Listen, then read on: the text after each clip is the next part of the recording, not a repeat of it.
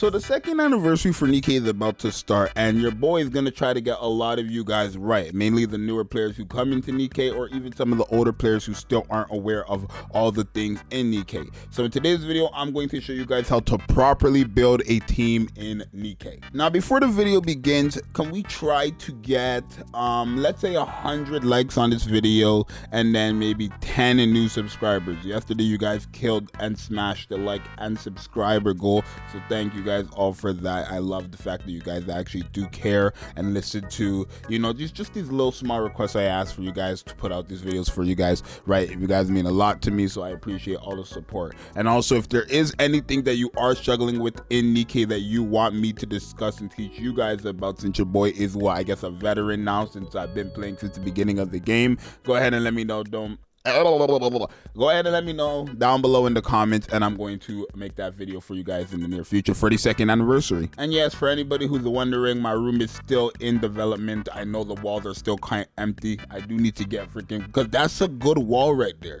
The fact that we don't have those good posters on these walls is killing me. I don't like the fact that there's nothing on that wall, and that's such a big part of the room that you guys can see. Same as this wall here. We're gonna have to really upgrade this thing for real, but yeah, the room is still in development. But now on to the actual video. Now, team building in Nikke isn't the same as any other game where you can just put characters on a team and go about your day. Unfortunately, this is actually a game where you have to consider who you're putting on your team and what character type you're putting on your team. So in Nikke, there are 3 different types of characters. You have your burst 1 characters, your burst 2 characters, and then your burst 3 characters. And all these characters have to be on your team. Now, the reason why you need to have a burst 1, a burst 2, and a burst 3 character on your team is because every single character in Nikke has 2 skills and a burst skill. And the burst skill is the most important thing in Nikke. It's actually a major factor in terms of building a team.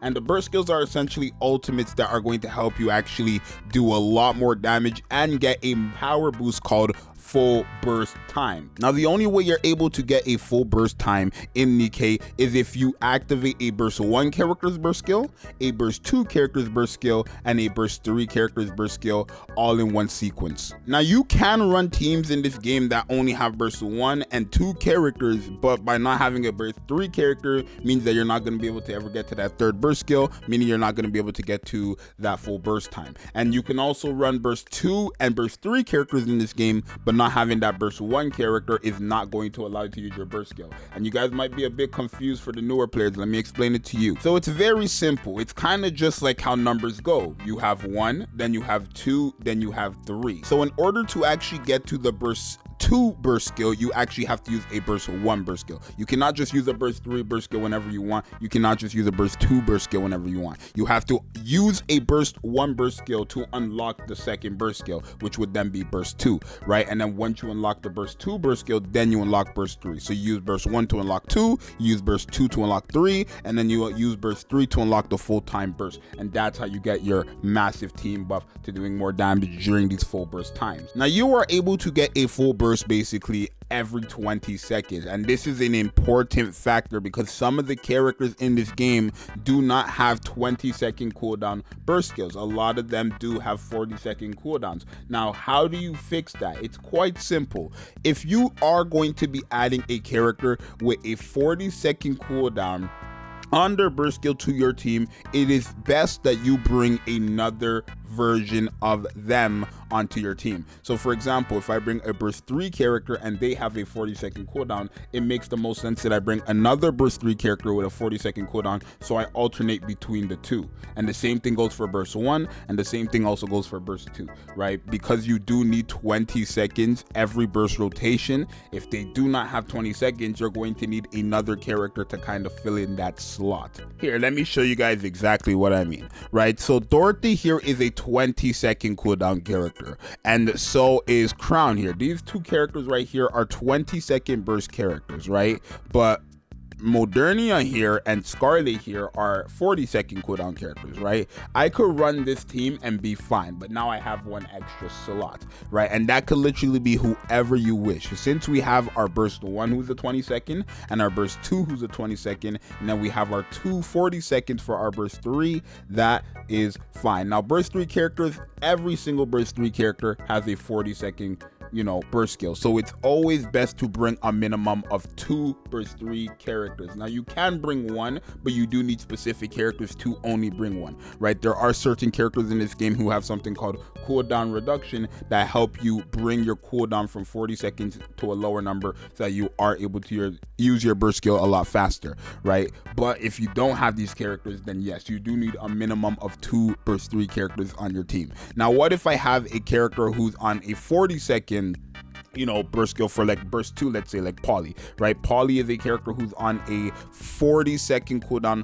for burst 2 to enter burst 3, right? Now if I run a team like this, that last slot can be whoever I want, yes, because I have my minimum of 2 burst 3 characters. I have a 20-second burst 1 character, but I do have a 40-second burst 2 character. It is in my best interest to bring another burst 2 character, whether they're 40 seconds or 20 seconds, so that I am able to rotate between those 2 burst skills. It's the exact same as the burst 3. Anybody who's on a 40-second, you're basically rotating them with another character who's on a 40-second or a 20-second cooldown of said burst, right? So in burst 2 case, we're gonna bring Senti, who's on a 20-second cooldown, right? So now it's going to alternate between these 2, where I can just bring Senti and then I don't have to alternate between the 2, and my last slot can be whoever the hell I want. And again, the same thing goes for burst 1. So if you do have a burst 1 or burst 2 or burst 3 on a 40-second cooldown, it is in your best interest to bring a minimum of 2 of them just so you can alternate. Now there are some characters in this game that actually re-enter a burst, and what that means is that they re-go into the same burst that they've used. So for example, this Alice here, she re-enters the burst 1 stage, meaning that you're going to use her burst skill, and then rather than her jumping to a burst 2 to then go to a burst 3, she's actually going to go back to a burst 1. So you would use her burst skill and then you would go to a burst 1 character again. So with characters like this, you're going to have to forcefully bring burst 1 characters, and they have some burst 2 characters like this as well, but any character that re-enters this burst stage, you're literally forced to bring another burst so that you can continue the cycle, right? If I only bring Alice here and I do not have another burst 1, I'm not going to be able to get to burst 2 because I have re-entered the burst 1 stage. And again, that's for any characters who have the text re-enters burst 1 or burst 2 stage, right? You need to re-bring that character. That's what that means essentially.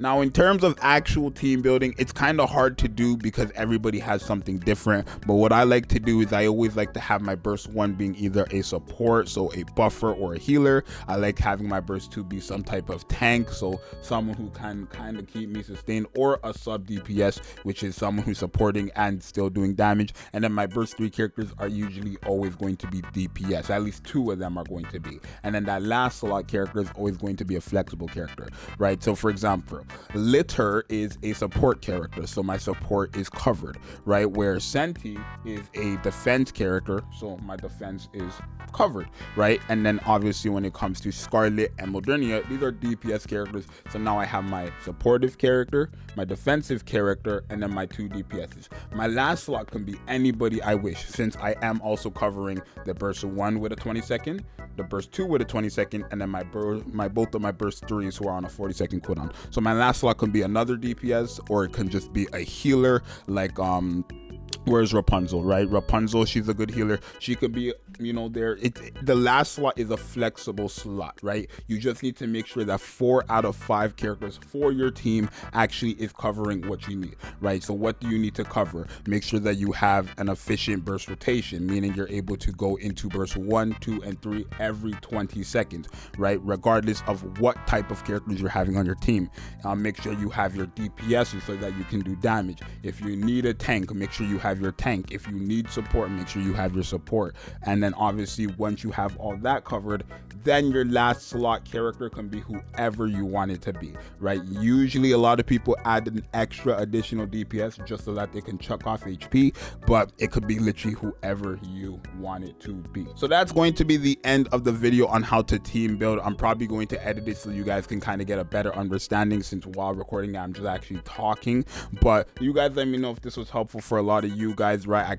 I'm glad that I was able to add in how to build a team without, you know, letting you guys know what specific characters to have on your team, just because obviously not everyone is going to have the same characters. But let me know if you guys, you know, like these little guides for the newer players or people who are still not 100% aware of Nikke for the 2nd anniversary. And if there are anything that you need me to, you know, make a video about to help you guys with, do let me know down below in the comments. But for now, it's your boy Zxous. I don't know what I asked for at the beginning of the video, but let's try to hit that goal that I asked for at the beginning of the video. I'm gonna see you guys in the next one. I'm out. Peace.